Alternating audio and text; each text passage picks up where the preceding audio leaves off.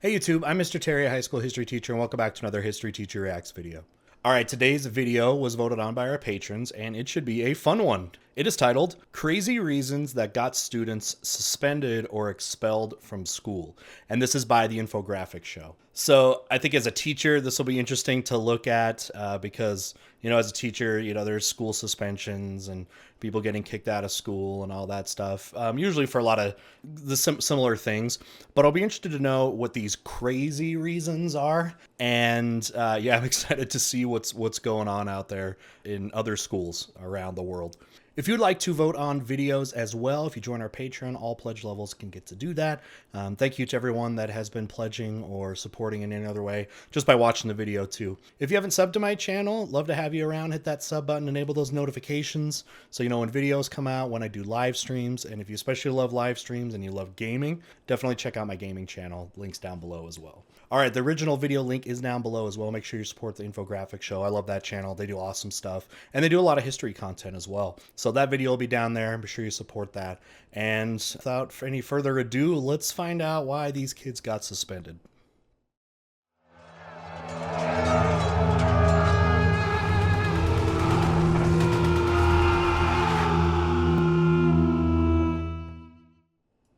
You've been ordered down to the principal's office, and he doesn't look like he's in a forgiving mood. He lists off all the trouble you're in, gives you a blistering lecture, and pounds his fist on the table before pronouncing your punishment. You've really done it this time, though luckily it'll just be another bout in detention. By the way, I want to know if you or someone you know or heard of has gotten suspended or expelled from school for a crazy kind of, interesting reason. Let me know. Let's get some interesting stories down in the comment section. But some kids have been suspended from school for reasons that can be downright bizarre. If you've seen movies about kids in the 80s, you've probably seen a food fight. These are often portrayed as destructive free-for-alls where the whole cafeteria winds up coated in food. Okay, I have to ask. Yeah, they're right. Like in movies, you hear about food fights. Has there ever really been a food fight? I've never heard of one. I've never heard like a real food fight. Maybe somebody was pissed and threw something at someone, but like a food fight didn't happen to me when I was growing up. It hasn't happened in school IT chat or in 10 years of teaching. I've never seen like a real food fight where everybody's going and crazy and throwing stuff. Is that a real thing? But the reality is often less impressive, and the punishment severe. In Chicago, a group of middle schoolers engaged in some light tossing of food at lunch. After one piece of food went flying, another kid tossed an orange. Someone yelled, "Food fight!" likely hoping to start some chaos, but no one bit. Probably hoping to deter any future food fight fans, the school not only suspended 25 students, but they were arrested for reckless conduct and spent several hours in jail. It wasn't the only time food got kids in trouble. Kids love to play with their food, so it wasn't any surprise when a 7-year-old... Okay, hold up. Okay, I get suspending a bunch of kids for a food fight or whatever, but put them in jail? They're young, right? Like jail where people hurt? Citrus acid in their eye or something like that? I guess that seems... It's not crazy they got suspended or whatever from school for like food fighting, but going into jail, that seems like much. All right, what's a 7-year-old doing here? Only time food got kids in trouble. Kids love to play with their food, so it wasn't any surprise when a 7-year-old boy chewed his Pop-Tart into some unique shapes. But when he bit it into the shape of a pistol, the school sprung into action. The boy was sent to the principal, who immediately suspended him under the zero-tolerance policy for bringing any kind of weapon to school. The fact that the weapon was made out of a pastry didn't seem to matter. While the school said the boy had a history of behavioral problems and stood by their decision, the incident caused a national uproar. Zero-tolerance policies sometimes get a little out of control. What was the best day in elementary school? Okay. So I'm assuming context is important for that situation right there, as it is for all of these, right? So kid bites his Pop-Tart in the shape of a gun. Now, I guess you'd think it was like past behavioral problems, like is he actually glorified weapon use and stuff like that before, and this is like a repeat offense or something. But then they say he was 7 years old. So like kindergarten, basically, first grade. Yeah, it's a lot, but I'm sure context is important. But nevertheless, that's interesting. Gun-shaped Pop-Tart. Wow. Someone had a birthday, and they brought in treats, of course. Heck but yeah. for one Delaware first grader, it turned all too serious. Hold on. I've always thought this is weird. because I remember this would happen in like elementary school. It kind of stopped happening, by or junior high or high school. But yeah, kid has a birthday. Parent brings in treats for the class. It's like you're giving treats or whatever to the other kids, right? When you think it should be the other way around, like the students or whatever should be giving stuff to the kid who has the birthday, right? But it's the other way around. And of course, as a classmate, you're like, that's cool. I'm fine with that. But yeah, you give other people stuff on your birthday. Is that just to bring attention to yourself? I guess it's for parents who want to give attention to their kids, though. All right, what do we got here? What's going on this birthday? Did they give out something weird, maybe? Birthday, and they brought in treats, of course. But for one Delaware first grader, it turned all too serious. He brought in a birthday cake for the whole class to share, and helpfully brought in a knife for the teacher to cut the cake. She did, and then immediately sent the child down to the principal, where he was immediately suspended for bringing a weapon to school. Happy birthday, kid. While the school was initially going to send him to an alternative school for 45 days, it was eventually lowered to a 3-day suspension after national attention. Okay, for 45, what did they say, days at an alternative school? No, it is, yeah, you shouldn't, if any of you are parents or something like that, yeah, don't bring something that's going to require a big knife. So I usually see like cupcakes or cookies or something like that. Shouldn't bring a giant knife or have your kid bring in some giant knife. Because that's what it sounded like too, is like mom, like, here's the cake. Bring the cake, and then I'll be sure to bring the huge knife. I'll stick it in your backpack, son. And yeah, that's not the way to do that. I could see if like the parent came in with the cake and then brought their own knife, maybe something they wouldn't even notice, that kind of thing. But if it was the case where the kid brought it and didn't have the supervision or whatever, then yeah. But yeah, going 45 days, whatever. Safety is first at schools, and that can even cause trouble for good Samaritans. When a student at a middle school in Virginia saw a parent they knew struggling with a heavy package, they held the door open to the school to let them in. Sounds like a nice thing to do, sure. But they soon found themselves suspended for a day instead of being thanked. The school had a high-tech security system that involved everyone who wasn't a student or employee being vetted by a security camera before they were let in, and there was no room for chivalry when it came to making sure the school was safe. Even saving someone's life can backfire on students. Okay, wait. So they were letting in somebody who had a package, but they hadn't been vetted. Like in schools, probably most schools here today, any visitor needs to go through the office, like the main office. That's huge in schools all around now to try to trace anybody, especially adults coming in or out. But being able to vet anybody that comes into the school, like in certain schools, the only doors that are open are the ones to the main office, so they have to go through, and then they have to check in and that kind of thing. And I'm sure that could be difficult, in some places. Like a high school, it's very busy because you get like deliveries and all that kind of stuff. But suspending a kid for opening it—that sounds a little rough. With that. An asthma attack can turn serious in a hurry, but when a girl in an 8th grade Texas class told her teacher she couldn't breathe, the teacher wasn't concerned. She told the girl to wait until she heard back from the nurse. When the girl collapsed, a boy near her had seen enough. He picked the girl up, said some choice words, and ran the girl down to the nurse. His reward for helping a student who couldn't breathe? Being suspended for 2 days for cursing and for leaving the classroom without permission. Jeez. His angry mother quickly changed her tune when she found out why he was in trouble. Sometimes the call of nature can mean a call home from the principal.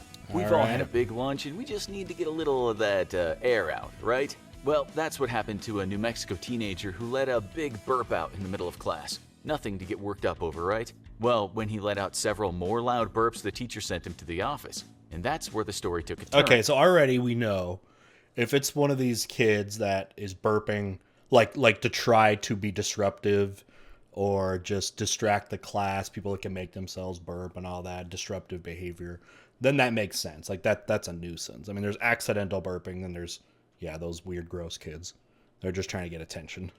In New Mexico, disturbing the education process isn't just grounds for suspension, it's a misdemeanor, and the 7th grader was suspended. The case went all the way to the Supreme Court, and eventually they ruled that the law was legal. Might want to hold in that next burp.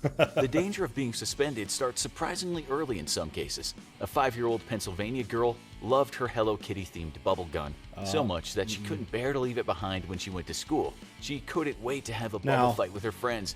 That could definitely be a nuisance, though. Let's be clear. Not just that it's a gun, but like, kid goes in and you imagine just in class just bringing out all these bubbles.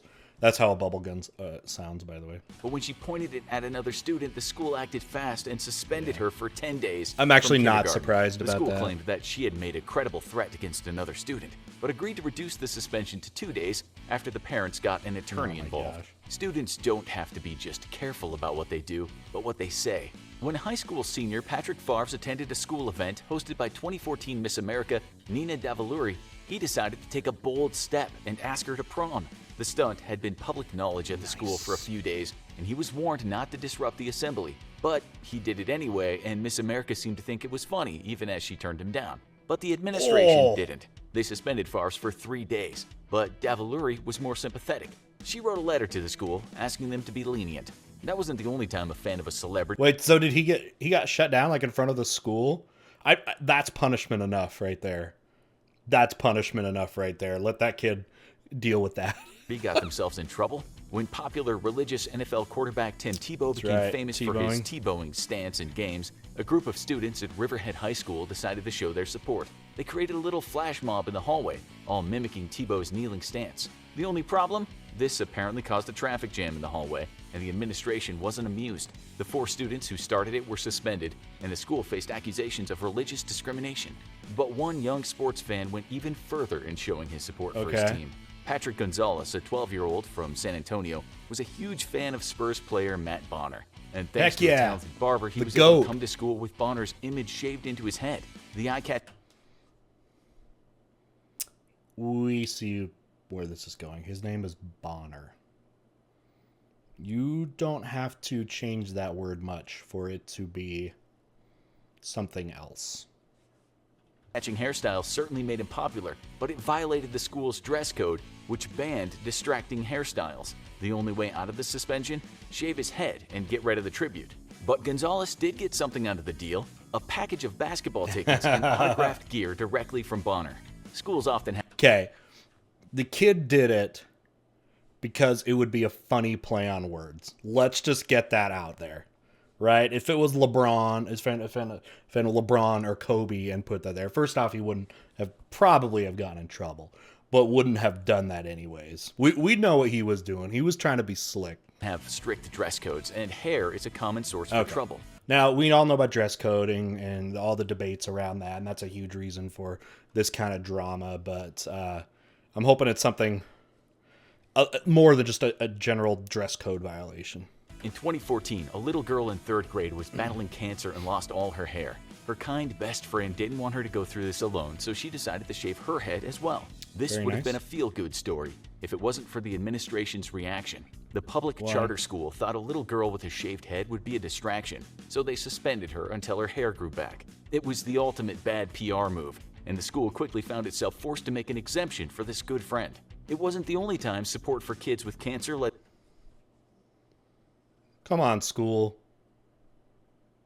Come on, school. I've heard of people doing this, though. Like, I've heard of teams, like high school teams, where, again, someone, like, gets cancer or something, and, you know, they go through chemo and they lose their hair, and then, like, the whole team does it. And that's always really cool, that, like, solidarity like that. Yeah, I think that's I think that thing is be very specific to that school, or that not that school, that administration. No, I think there'd probably be big campaigns of a lot of people doing that, I think, in most schools, to like join in with the head shaving. Led to trouble. The charity Locks of Love encourages people to grow their hair out and then have it cut, for the hair to be made into wigs for those battling cancer. One Ohio boy decided to undertake this project, but it seemed only girls at his high school were allowed to have long hair. The school told him that once his hair reached a certain length, he would have to cut it or be put into in-school suspension until he did. Okay, so I'm assuming they have, as part of their dress code, is hair. Probably like a private school. Yeah, that deals with that. While he fought his case to the school board, they upheld the policy and the young man became the only prisoner of conscience in the ISS room. Big tech is making its way into schools, and that causes some unusual situations. RFID is a tracking system that's often used to keep tabs on livestock and make sure they're not escaping their confines. But one San Antonio principal had another idea, having his students wear necklaces with RFID chips when in the school. Good luck cutting class now, kids. One sophomore, Andrea Hernandez, Tracking the thought kids. this was a violation of her privacy when she rejected a compromise that would allow her to wear a similar badge without the chip. Because she didn't want to appear like she was complying, she was suspended and faced expulsion for refusing to comply with the dress code. Even pop music. I've never heard of anything like that, of like a school, having to do that. Now, did I catch like everyone in the school has to wear one, or is it kids that are on probation, like probation that maybe, like I've heard of students, that have trackers like on them. They're, have some kind of court order tracker where they're required to be at school, like by law. Otherwise they have to go to juvenile detention or something like that. So they have, I think, a way of tracking that. But again, those were all cases of people that like went through a court process, not from the school. And get kids into trouble. 6-year-old Devontae Meadows heard a song on the radio that seemed pretty catchy, so he decided to sing it in the lunch line. Unfortunately for him, the song was "I'm Sexy and I Know It," and the line "Girl, Look at That Body" was determined to not be appropriate for school. He was suspended for sexual harassment, and many people questioned whether it was likely if he even knew what he was singing about. He probably didn't, given that the song had been parodied on Sesame Street not long before the incident. Oh, really? But some incidents can carry much more serious consequences for the kids involved. Kira Wilmot, a star student at Bartow High School in Florida, decided to do an experiment that she had seen on YouTube for a science class. She mixed toilet bowl cleaner and aluminum foil, which can create an impressive chemical reaction. But she got more than she was counting on, a small explosion that sent smoke billowing into the room. Now, I've definitely heard of science labs and science classes having kids do really stupid things that ends up getting them suspended, where, the teacher or whatever very much tells them, hey, you got to make sure when we're doing this, you're not mixing this chemical with this chemical. That's happened at my school before and has caused issues, ventilation issues, or like it can cause all kinds of hazards that way. So, all right, anyway, let's see what's up with this one though. But that's not an uncommon one. Someone screwing around, not following the directions in the lab. But she got more than she was counting on, a small explosion that sent smoke billowing into the room. While no one was hurt and nothing was damaged, the explosion startled people enough that Wilmot was expelled from school and charged with a felony, discharge of a weapon on school property. The idea of a promising young student possibly facing jail time for a science experiment caused a national outrage, and Wilmot eventually had the charges dropped and was allowed back into school to graduate with her class. But that was nothing compared to the furor of the final case, which got the President of the United States involved. Okay. 14-year-old Ahmed Muhammad was a science buff at MacArthur High School in Texas, and he liked to experiment with simple household devices. When he took apart a digital clock and put it together in a new shape, he decided to bring it to school to show his teachers. While most of them might have been impressed, his think it was a bomb? teacher panicked. She thought the strange-looking device looked like a bomb and contacted the principal. Ahmed was arrested and questioned for hours without his parents being allowed to see him. While no charges were filed, he was suspended from school, and that's where the outrage started. Yeah. His story became national news, with many saying it made no sense that a digital clock would be mistaken for a bomb. Others said he was racially profiled, being from a Sudanese Muslim family. That's what I was going to say. There had to be a racial profiling in that kind of case. Over the case spread so far that President Barack Obama tweeted his support, saying, "Cool clock, Ahmed," and inviting the boy to the White House. While Ahmed's suspension was over after 3 days, the controversy wasn't, and his family filed a lawsuit against the school district for violating his civil rights, although it was later dismissed. But it's not many school suspensions that people are still debating on talk radio 5 years later. For what happens when these situations escalate even further, check out Weird Times Police Arrested Kids. Or watch World's Worst Teachers, 9 insane things that got them fired. Yes. And what happens when the other people at school get into trouble. All right, let's talk about it. All right, those were definitely some interesting stories about why kids get suspended and expelled. A lot of them, it seemed to be the kind of the crazy part was often the punishment, right? And I saw in a lot of those cases after public outrage and after looking at the cases a little bit closer, that those things would get reduced. So I've never heard of anything that crazy where I've taught, but I don't know.